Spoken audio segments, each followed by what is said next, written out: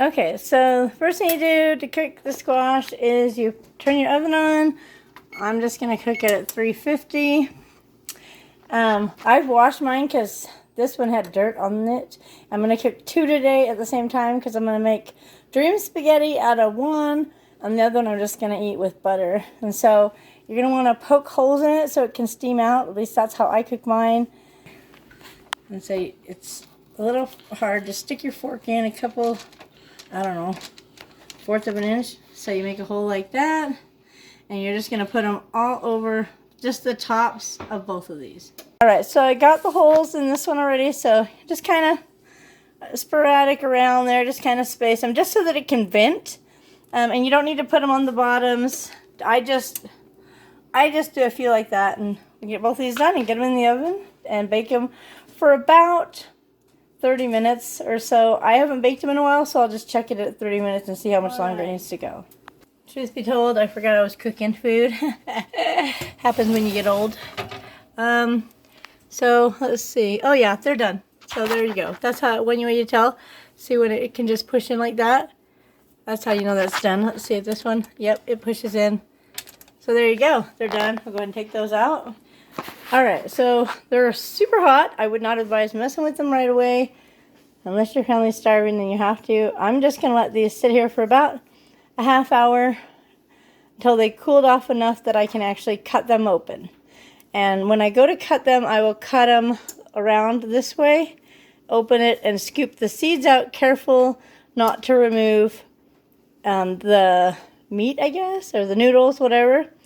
Sometimes you do end up taking some out, but it's okay. There's tons in there.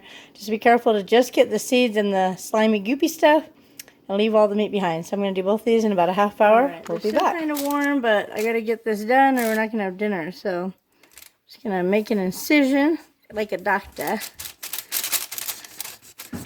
Try to go in half. This cord doesn't want to let me cut through it. That's okay. I'll just kind of go over it then.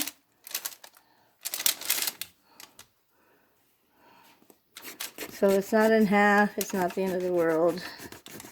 Because obviously it doesn't want to cut through like the stem and stuff. So I'll just kind of cut around that. And then it should separate pretty easy. Okay, so there you go. And then you're just going to use a spoon and carefully get all this out, but not this. This is going to be what we use for our spaghetti. So just get that part done. So I moved the other ones, and I'm just actually going to scrape it right onto here. And then I'm just going to throw this away when I'm done. And it's been a while since I made this, but it should be fairly easy. If you're just super gentle, you can just get it right up in there without taking too much of the squash, but yet getting all that slimy stuff.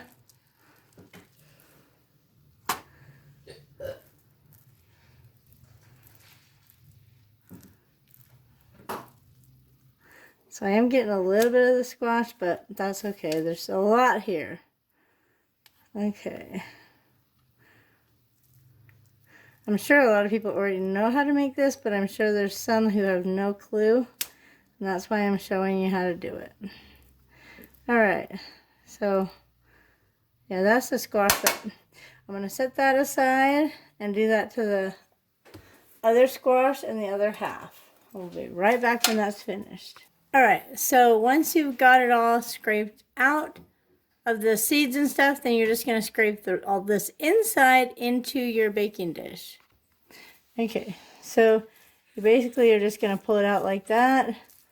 And you can go all the way up to the edge. As far as I know, I've never had any issues. And so, yeah. And if it's cooked all the way, you can get it out pretty quick. If I'm doing it wrong, please correct me. This is just how I've always done it. And it's delicious. Okay. Oops. Oh no. I thought maybe I had gotten some of the stem right there, but nope. Okay. I just don't like to waste any of it, and it's so yummy. So you just, yeah. I just scrape it all. Put it all in there. There's a little bit up here. I need to grab. Yeah, there you go. That's a half, and then I'll just go ahead and get the rest of them scraped out. All right, so I got 2 smaller bowls I put in the fridge about this, size. Well, I'll show you. About this size dish full that I put in the fridge, I'll just have with some butter and pepper. And this is what I have in my casserole dish. It's about a little over halfway full. And I'm going to go ahead and add some cottage cheese on top of that, which I have strained the milk off of it. Just going to go ahead and put that in there. Just kind of rinse the milk off of it and just use the actual curds. Okay, and normally I would add sour cream, but I don't have any, so I won't be adding any. Alright, so we're just going to put that on there. And we just won't have the sour cream, but it'll still be good. And I'm using this spoon just to kind of mix it just a little so that the cheese falls down inside the spaghetti.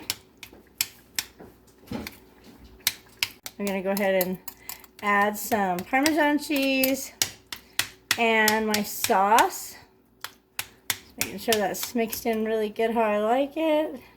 So there's a little bit of that cheese and everything. Dang it, I wish I had the sour cream. It just gives it a nice flavor, but I don't. So that is what it is. Alright, so I got some Parmesan cheese. I'm just going to put that on there. Probably about half this container and just kind of mix it down in. Where'd my spoon go? Oh. Okay. Kind of just want to do the same thing, just kind of mix it down in there a little bit. And then I've got another cheese I'm going to add on to it as well. Just kind of want to get it mixed together. Maybe I should just stir it. I don't even know. I've never made dream spaghetti with this, but I know it's going to be good because my regular dream spaghetti is good. And you do just kind of mix it all together, so maybe that's what I should do. Alright, so I'm going to get that other cheese on there, and we'll mix that in. Alright, sprinkle the rest of this on there. So I got some sharp, some Monterey Jack, mild cheddar, just a little bit of everything, cheeses. This is just what I got. And I am just going to kind of just mix it in a little.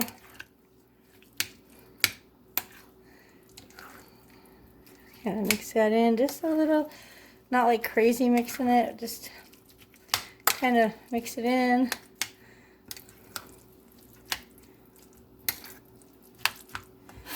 Let's go ahead and turn this pan.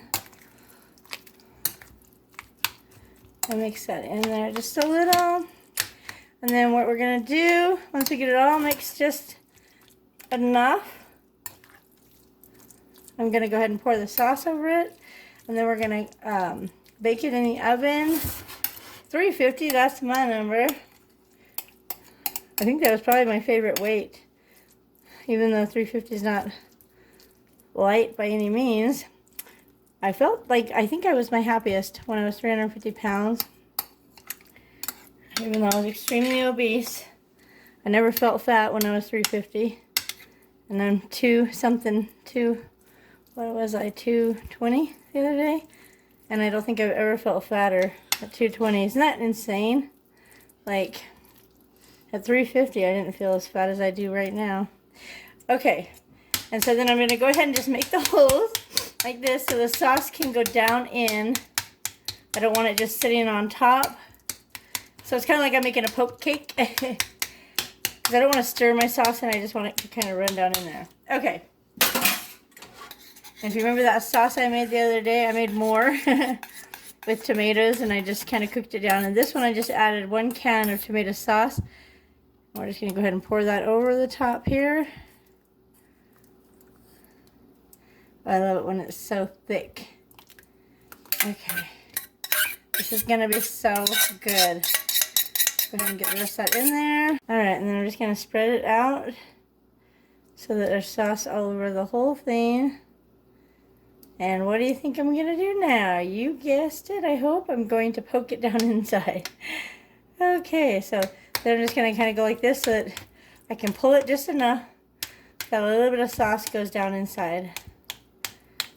And it kind of just meshes in there. But I'm not stirring, I'm just kind of pulling it so it'll fall down in.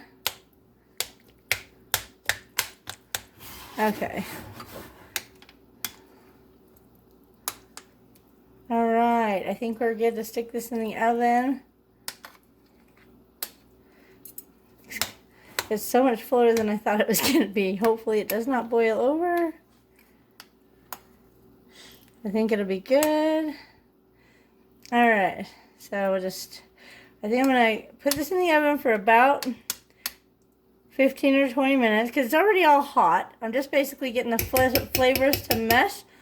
And then I'll probably sprinkle some more cheese on top. This is a little bit of that Parmesan.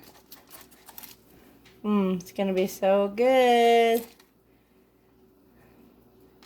And I'll probably put more on when it comes out of the oven. Let's get this in the oven. Alright, well it turned out amazing. It's delicious. Here's my plate. I'm having some green beans with it. And I had some, oh, I'm going to call them old rolls, but that's, they were old. We got them on the markdown bin. And what we had left, we just cut them in half and then put butter and some garlic salt and baked them. So there's our dinner. So delicious.